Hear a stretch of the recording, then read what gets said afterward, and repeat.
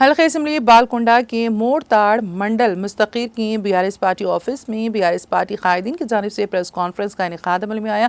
اس موقع پر منعقدہ press conference سے خطاب کرتے ہوئے موڑ تاڑ منڈل صدر الیہ نے کہا کہ کانگریس حکومت اپوزیشن قائدین کی آواز کو دبانا چاہتی ہے۔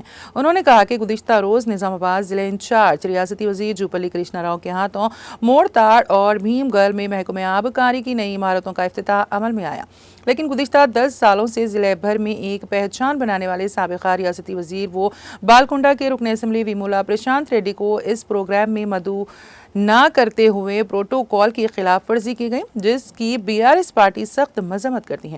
انہوں نے کہا کہ سابقہ BRS حکومت میں ان عمارتوں کی تعمیر عمل میں لائی گئی تھی، مگر ان کو نظر انداز کرتے ہوئے افتتاح کیا گیا، جو قابل مذمت ہے۔ حلقے کی عوام کی جانب سے ووٹ ڈال کر کامیاب بنایا گیا۔ اسی طرح منڈل سطح کے عوامی منتخبہ نمائندے ZPTC MPC MPP سرپنچ کو بھی اس پروگرام میں مدعو نہیں کیا گیا، جس کی ہم بالکنڈہ کی عوام کی جانب سے سختی کے ساتھ مذمت کرتے ہیں۔ اس پروگرام میں ضلع کلکٹر نے بھی شرکت کی، ان کی موجودگی میں پروٹوکول کو نظر انداز کیا گیا۔ انہوں نے کہا کہ آئندہ اس طرح کے واقعات کا اعادہ نہ کیا جائے۔